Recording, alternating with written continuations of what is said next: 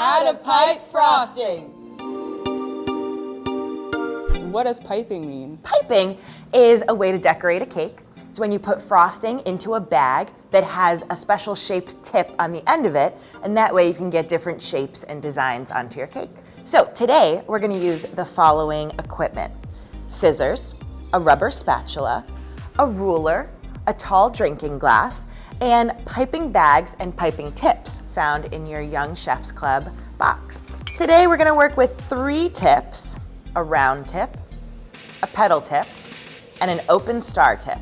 And one ingredient, frosting. And we'll also need a cake, but that'll come later. Let's get started. First thing we have to do is get the bag ready for the frosting. So we're going to use scissors to cut off the bottom corner of the bag. But the amount that we cut off depends on which tip we're using. Since we're using this smaller round tip, we're going to cut off 1 inch of the pastry bag. If we were using the larger tips, we'd have to cut off 1.5 inches. But we're going to set these aside for now. So Tatiana, you've got a ruler and your scissors. Let's measure 1 inch and cut off the tip. Next thing we're going to do is we're going to fold down the sides of the piping bag, making one big cuff. Exactly. Now we'll open up the bag. Yes, and we'll drop our tip in. And then slide that tip so that the bottom is just peeking out of the hole we made in the bag. We're going to put the bag into the glass with the tip facing down. We're going to roll that cuff around the outside of the glass. And now we're going to add our frosting. I'll do the first scoop. The first scoop is the hardest. And then you can finish it up for me. Sound good? Okay. So we're going to take some frosting. You don't want to take too much at a time because, again, it'll get messy. And the key to success with all of piping is keeping it neat. So we're going to put the spatula with the frosting all the way down into the bag, and we're going to use the sides of the drinking glass to kind of scrape the frosting off the spatula so that it stays in the bag. So you're going to put the rest of this frosting in, okay? Now we're going to make sure that we only fill the bag about halfway with frosting because, like I said, we want to keep it really neat. And we want to keep at least half of the bag that's cuffed and rolled over our glass right now. We want to keep that totally clean and frosting free. Okay, now we're going to roll the bag back up. So take the bag out of the glass. Yes. And then we're going to push the frosting so that there's no more gap between the frosting and the tip. Ah, like a pro, perfect. And now we're going to twist the top of the bag so that we create some pressure so it's nice and tight. Exactly. Yes. I'm ready to pipe. So now we're going to use the technique cards found in your box. And we're going to practice 3 different techniques with our 3 different piping tips and bags of frosting. So the first one we're going to do is the curlicue. For this method, I'm going to do it on my parchment paper, which is a great way to practice before you actually hit your frosted cake.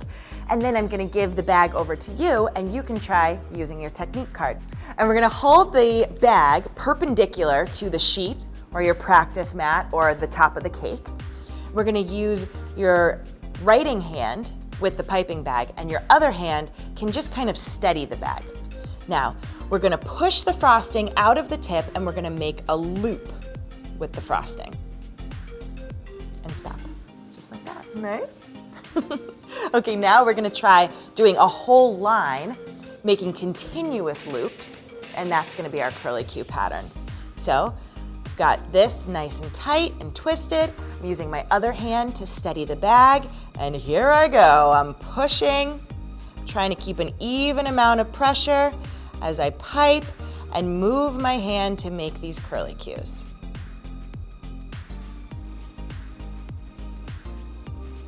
What do you think? You ready? All right, give it a shot. And remember, this is just practice. This does not have to be perfect. Great, you're gonna hold it up and down so it's straight up and down, perpendicular. Perfect, yes. Oh my gosh, that is your first try? Well, that's annoying. That took me like many years, but okay. Good job, straight up and down. Yes, and make that whole loop. Tatiana, that's awesome. You have a nice, even, steady pressure coming out of the bag. That's perfect. You're moving in a nice, fluid way. You're hired. I'm like, you're ready to come decorate some cakes with me, I think. That's awesome. Okay, now, the shell border.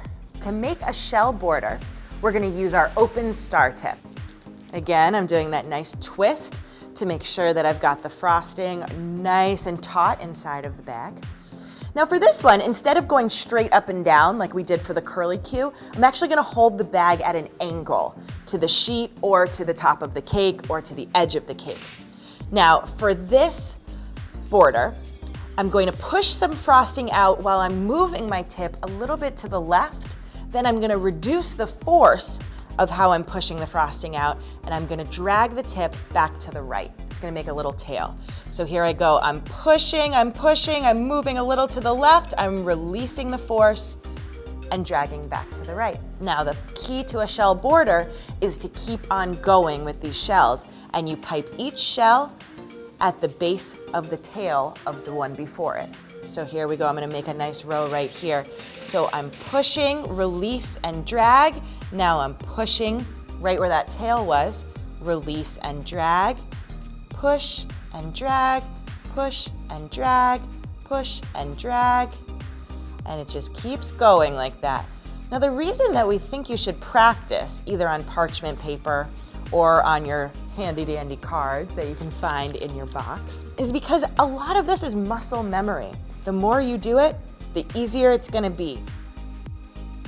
Here you go. So we're coming in at an angle, very good. We're gonna push, move to the left a little, release, and move to the right. Yeah, perfect, it looks just like the picture. Great, now we're gonna keep going.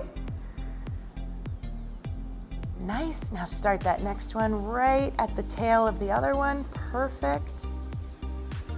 Oh, wow, Tatiana. Nice, now a shell border is a perfect thing to do around the edge of the cake. You do the top edge or the bottom edge, but it's really good to do as kind of like a seam right around your cake. Awesome.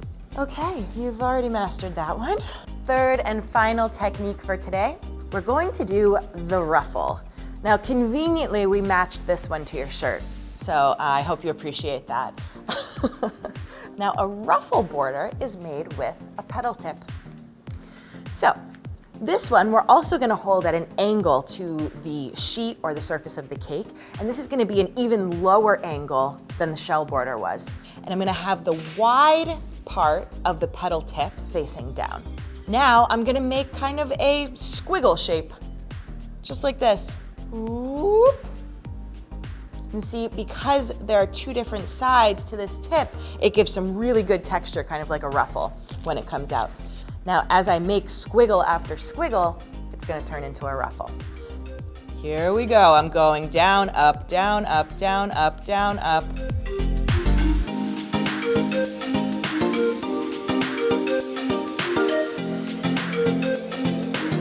You can make big ruffles, you can make short ruffles, you can make wide ruffles, tight, loose, wavy, whatever you want. It just depends how far you go down and up and how much space you leave in between. So you wanna give that a try?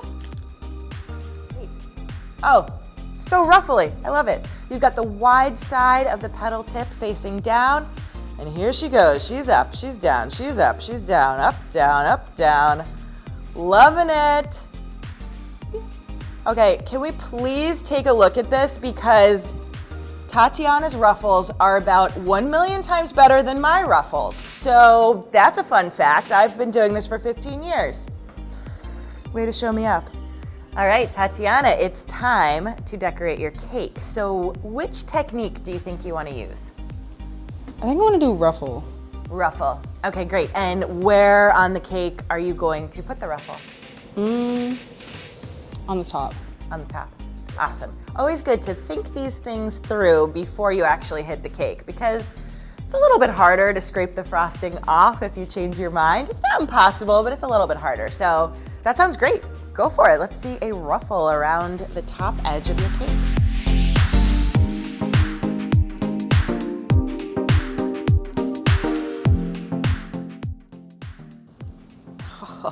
Oh, awesome.